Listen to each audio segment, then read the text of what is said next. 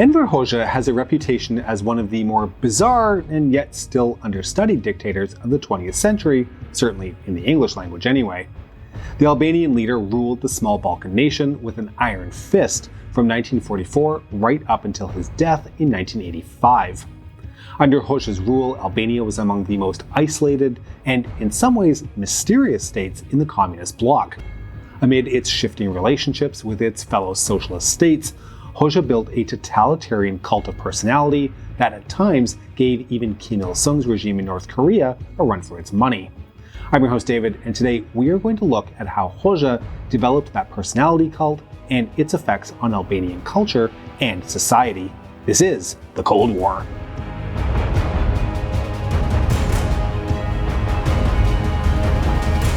In a previous video, very early in this channel's run, we explored the Sovietization of Albania and Yugoslavia following the end of the Second World War. What we didn't explore in Albania's case, though, was what happened after. And as we are about to see, any Sovietization of Albania in the 1940s did not last long under Hoxha. Nevertheless, to briefly recap, after the Second World War, Hoxha was quick to declare himself a Marxist-Leninist and to adopt the tenets of Stalinist rule that characterized burgeoning communist regimes elsewhere in the Eastern Bloc. Accordingly, one of Hoxha's earliest steps was to enact the Agrarian Reform Law in 1945. This law effectively catalyzed collectivization, the seizing of private land by the state, resulting in the share of Albanian land owned by large landowners falling from 52% before the law was passed to just 16% afterwards. Concurrently, Hoxha went after Albania's private sector, despite its small size, and placed it under state control. We should note that at the time, Albania's post-war reconstruction was funded primarily by Stalin's Soviet Union and Tito's Yugoslavia, as well as the United Nations Relief and Reconstruction Agency. Okay, so nothing particularly out of the ordinary so far, but there did remain the question of what precisely Albania's place in the Eastern Bloc should be. Indeed, with a population of just 1.1 million in 1945, the tiny state was arguably of minimal strategic importance. Still, Tito was particularly interested in accessing Albanian minerals and resources, and Albania signed the Treaty of Friendship and Mutual Assistance with Yugoslavia in July 1946. At the time, Hoxha commented, quote, "It was very lucky for our country that such a large movement developed in Yugoslavia, because in its absence, it would have been very difficult, if not impossible, for us to hold on to power." Nevertheless, disputes quickly arose between the Albanian and Yugoslav communist parties. Some Albanian leaders, for example, felt that Yugoslavia's support was colonial, and having become independent following the war and occupation by Mussolini's Italy, the Albanians were keen not to lose this. Soon after, in the summer of 1947, Stalin hosted Hoxha in Moscow and told Hoxha that the Albanians' understanding of Marxism-Leninism showed immaturity and that Albania needed Yugoslavia to develop socialism. Hoxha left Moscow deeply impressed by the developments Stalin had overseen in the USSR, so trusted the Soviet leader's judgment and continued to accept Yugoslav support. But Yugoslavia's growing interest in fully incorporating Albania as a part of its federation, and Tito's and Stalin's split in 1948, soon dictated that Albania would cut ties with its neighbor entirely. In a sign of the horrors to come, Hoxha enacted a ruthless purge against his fellow members of the Party of Labour of Albania, or PLA, which saw the pro-Yugoslav Deputy Prime Minister, Kutsi Jože, executed by hanging in June 1949. Hoxha's Albania thus entered the 1950s in lockstep with Stalin's USSR. From 1948 to 1960, it received the equivalent of over $200 million in Soviet aid to develop its economy, and it was formally admitted to Comecon on February 22, 1949. But again, Albania's relations with a communist ally would begin to wilt almost as quickly as they had come to blossom. Indeed, Stalin's death in March 1953 saw a reorientation of the Soviets' international and domestic policies, both of which created new tensions between the two states. Stalin's successor, Khrushchev, saw Albania quite similarly to Tito in the sense that he wanted it to provide the Eastern Bloc with agricultural products at the expense of its industrial development. Given how important sovereignty and nationalism were to Hoxha and other Albanian communist leaders, this of course was not received well. But Hoxha was also a devout follower of Stalin and fundamentally a man obsessed with power. So things got worse in the summer of 1955 when senior Soviet diplomats Nikolai Bulganin and Anastas Mikoyan visited Yugoslavia and readmitted it to the communist bloc.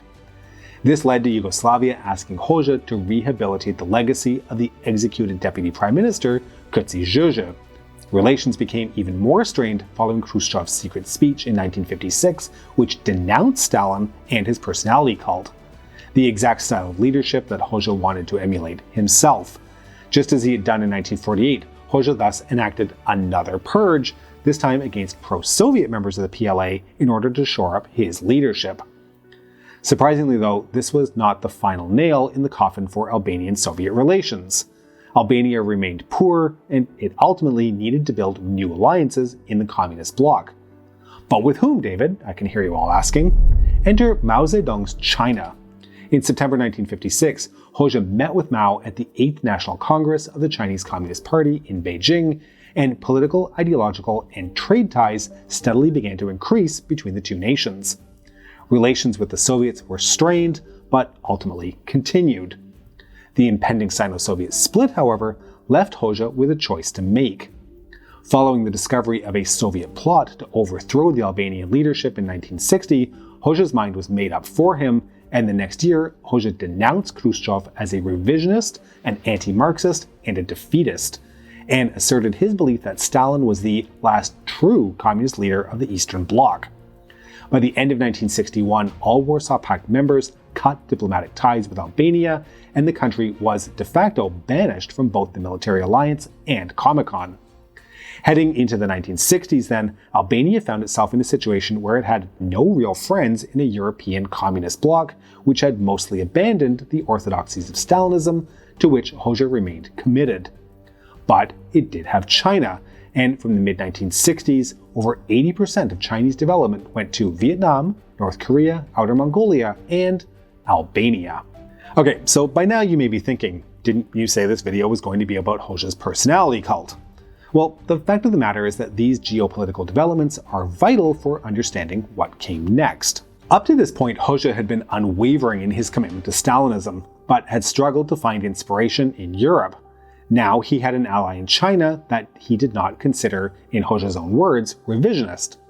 As summarized by the historian Elidor Mehilli, when the Soviet and Chinese parties quarreled in 1960, the anxious Albanian party leader saw in Mao's China an opportunity to continue the Stalinist experiment. Enver Hoxha's regime continued to speak the language of Stalinism, but now directed it against the Soviets.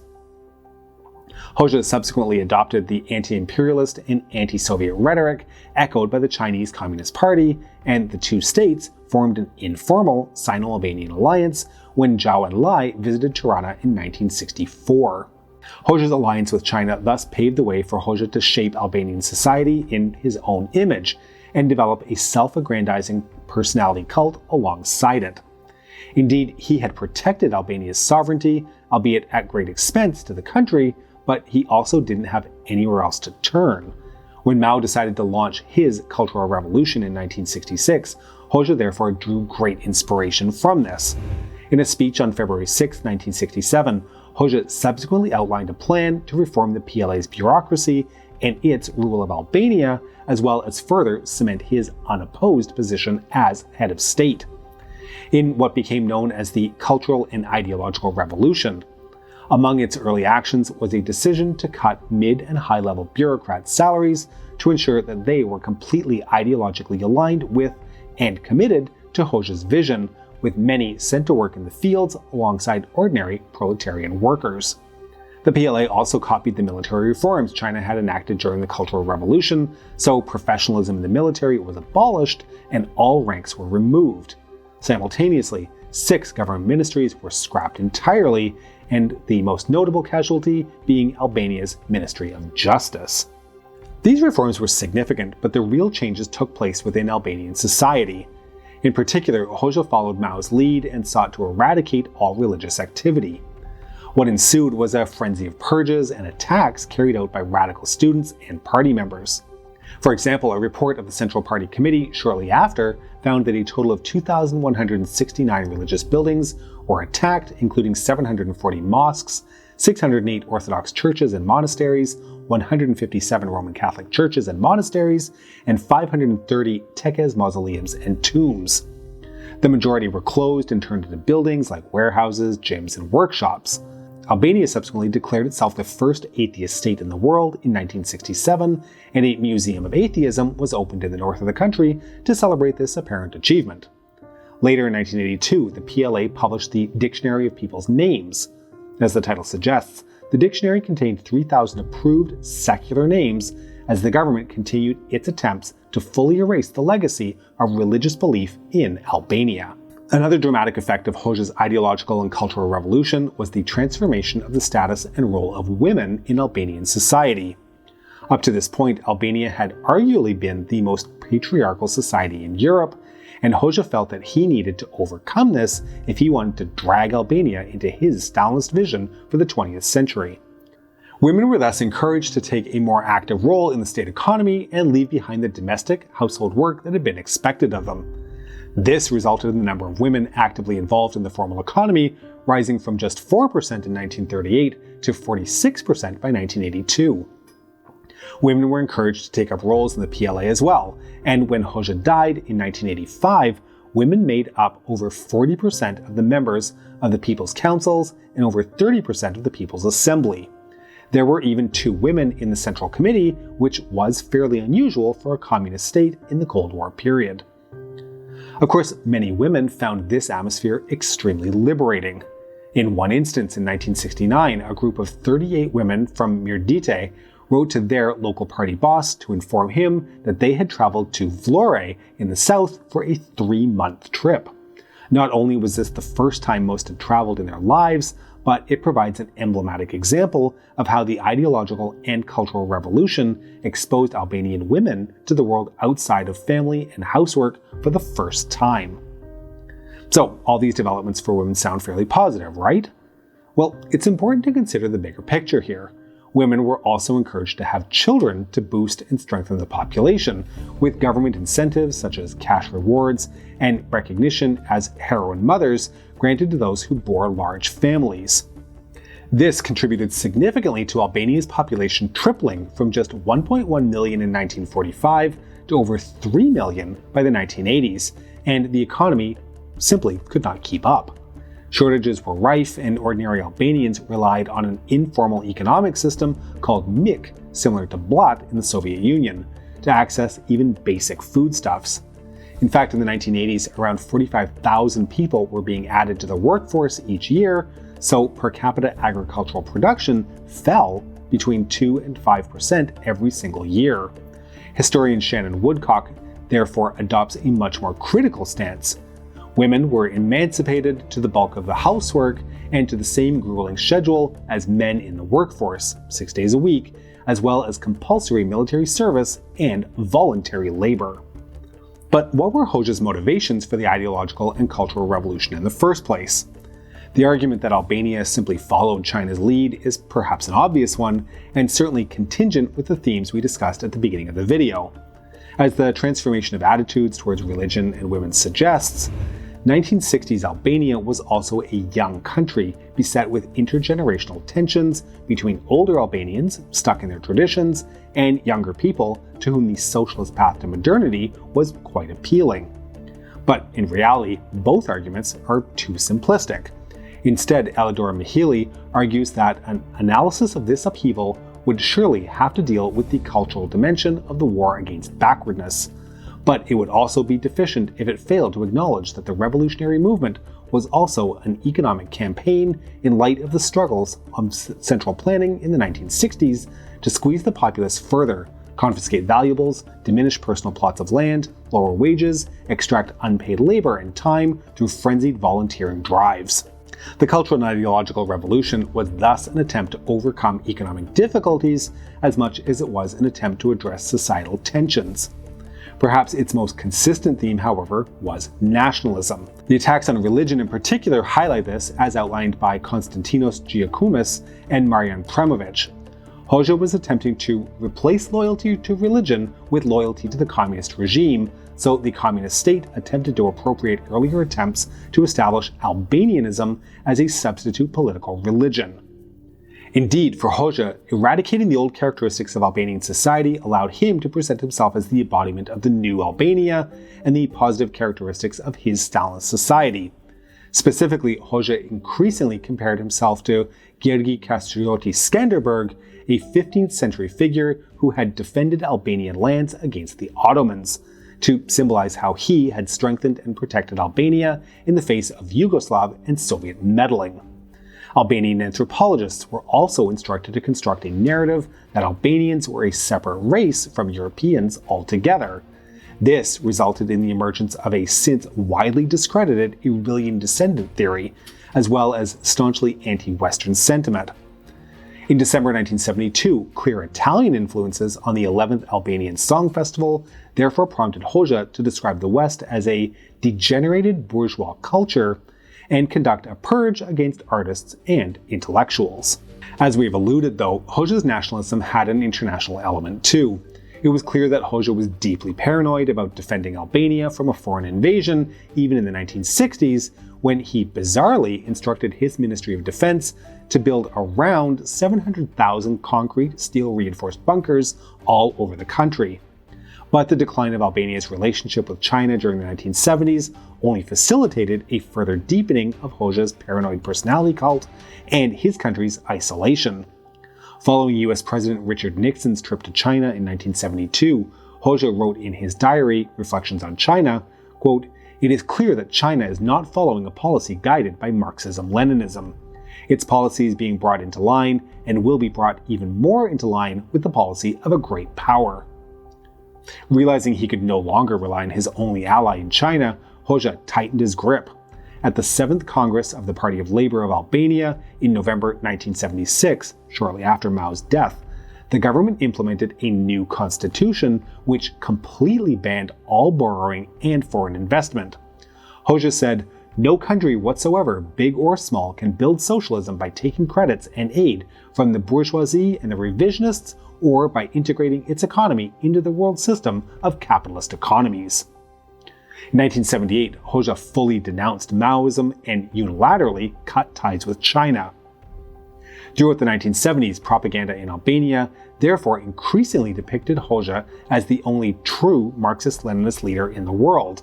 All others were revisionists who had abandoned Stalin's original principles.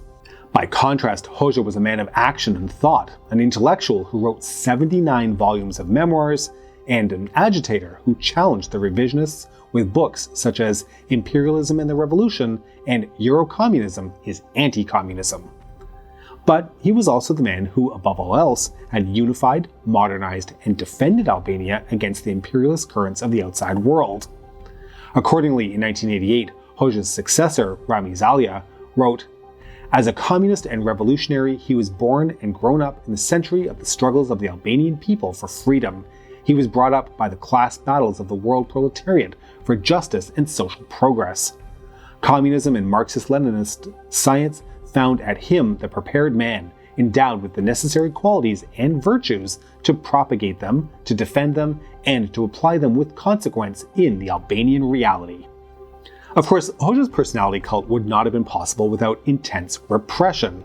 39 prisons were built around the country, a remarkably high number for such a small state.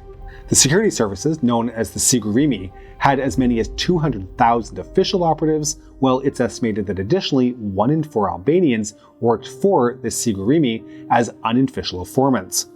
As Lea Upi describes in her autobiographical account of late communist Albania, free coming of age at the end of history, citizens were split into those with so-called good biographies, referring to those with unblemished personal records, and bad biographies, referring to those who had either criticized the state in the past or were descendants of those who were now persona non grata in the history of socialist Albania. People who tried to escape were met with an electric fence, which had been installed approximately 1 kilometer from the actual border, and foreign travel was almost completely banned. Overall, from 1944 until Hoxha's death in 1985, 5,037 men and 450 women were executed. 16,788 men and 7,367 women were sentenced to hard labor, 70,000 people were interned, and 354 foreign nationals were executed by firing squad. The regime Hoxha built was totalitarianism in its purest form. His unwavering commitment to Stalinism left Albania as the third poorest country in the world at the time of his death, and his criticism of all possible allies in the communist world saw Hoxha create an atmosphere of paranoia so pervasive that it effectively turned the country into an open-air prison. Sure, the Eastern Bloc was hardly known for its tolerance of dissenting opinions, but Hoxha's regime was almost unparalleled in Europe in its intensity, and suggests that the widespread de-Stalinization of the communist world in the mid-1950s had been by no means inevitable. It's perhaps best to end with a quote from the historian Miranda Vickers. For over 40 years he had ruled his tiny state isolated in its remote corner of the Balkans. His complex and contradictory personality had forged a unique and lonely path for Albania and left its imprint on every aspect of Albanian life. Although the country benefited from improved agriculture, industry, and in particular health and education, such initiatives were overshadowed by a horrific legacy of brutal repression. The Albanian people had been cowed into a fearful state of submission, which led them, like their country, to withdraw themselves with their thoughts kept secret, paranoid, and suspicious of all around them. We hope you've enjoyed this episode, and to make sure you don't miss our future work, please make sure you subscribe to our channel and have pressed the bell button, which has been volunteered with all the other bell buttons to farm sugar beets and build bunkers. Please consider supporting us on Patreon at patreon.com/thecoldwar or through YouTube membership. We can be reached via email at thecoldwarchannel@gmail.com. This is The Cold War Channel, and as we think about the Cold War, please remember that history is shades of gray and rarely black and white.